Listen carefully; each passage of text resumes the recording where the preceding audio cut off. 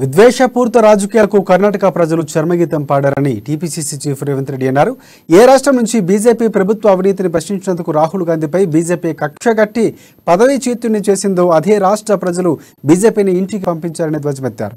Karnataka assembly ఎన్నికల ఫలితాలపై శనివారం మీడియాతో మాట్లాడిన రేవంత్ రెడ్డి ఇది ఆరంభం మాత్రమేనని, భారత జోడో యాత్ర అనంతరం కాంగ్రెస్ పార్టీ నమోదు చేసుకున్న రెండో ఫలితం ఇదని గుర్తు చేశారు.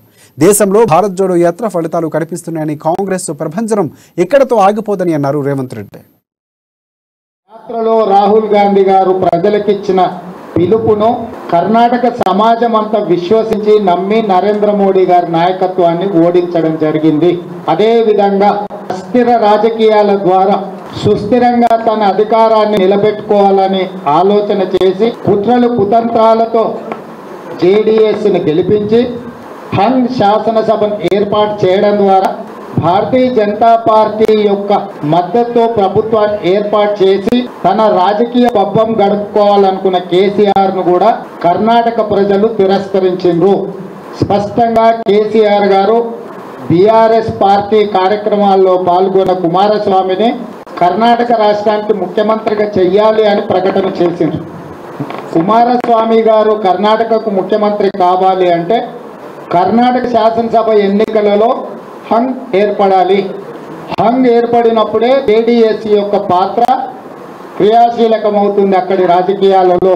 అంటే కాంగ్రెస్ పార్టీ గెలువొద్దని ప్రయత్నం చేసిన మోడీని, తెలంగాణ సీఎం కేసీఆర్ను, వాళ్ళ ఆలోచనలను, వాళ్ళ ప్రచారాన్ని, వాళ్ళ విధానాన్ని కర్ణాటక ప్రజలు విస్పష్టంగా తిరస్కరించిండ్రు. కర్ణాటక ఎన్నికల ఫలితాలు సంపూర్ణంగా తెలంగాణ రాష్ట్ర జరగబోయే శాసనసభ ఎన్నికలలో ప్రభావితం చేస్తాయి. ఎందుకంటే హైదరాబాద్ కర్ణాటక అంటే ఒకప్పటి హైదరాబాద్ ఉమ్మడి రాష్ట్రంలో 41 శాసనసభ నియోజకవర్గాలు కర్ణాటకలో ఉన్నాయి. అందులో మెజారిటీ సీట్లు కాంగ్రెస్ పార్టీ గెలిచింది. ఇక్కడి ప్రజలు అక్కడి ప్రజలు జీవన విధానంలోనే కాకుండా ఆలోచన సరళిలో కూడా ఒకే విధానాన్ని పోలి ఉంటాయి. కాబట్టి కర్ణాటక ఫలితం